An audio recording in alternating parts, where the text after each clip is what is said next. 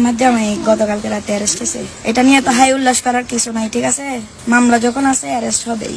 আমরা কারি কারি bundle bundle টাকা ছেড়ে আমার জামাইকে নিয়ে আসবো। এতদিন আমরা পলাতক ছিলাম, এখন তোমরা পলাতক থাকার বেলা। বান্ডিল বান্ডিল টাকা ছেড়ে আমার জামাইকে নিয়ে আসবো, আজকে এটা মোটামুটি ভাইরাল।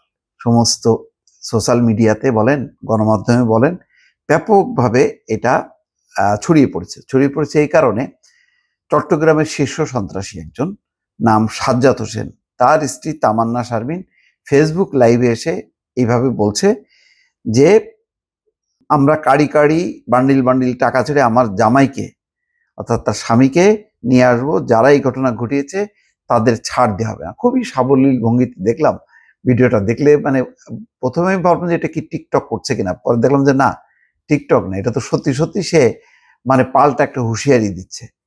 তো এরকমই, তার মানে এই আমলে টাকা দিয়ে কোনো কাজ হবে না এই ধারণা প্রতিষ্ঠিত করা যায়নি। অনেকে মনে করছে যে টাকা দিয়ে তাহলে জিনিসটা করা যাবে, মানে কি বলে, ছাড়ানো যাবে আগে যেভাবে হইতো।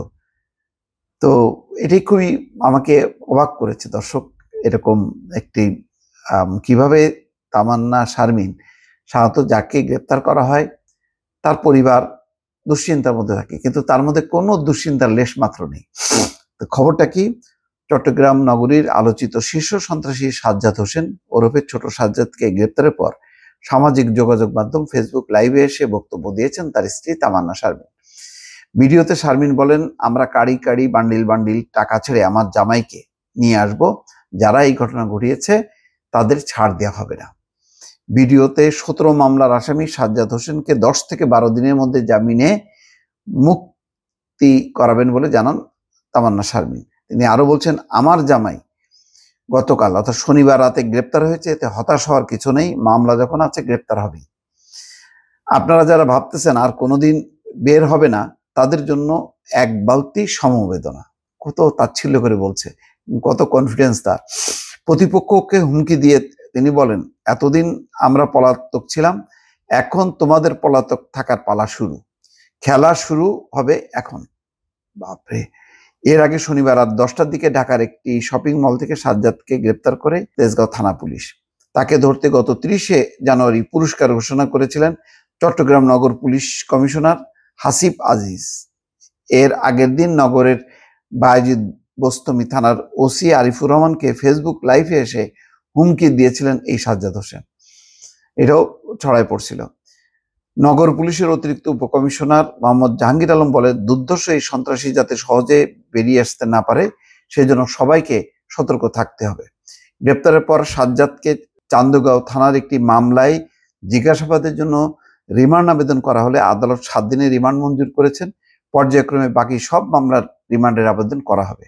জানা গেছে, গত বছরের 17 জুলাই চান্দগাঁও থানার পুলিশ অস্ত্রসহ সাজ্জাদকে গ্রেপ্তার করে।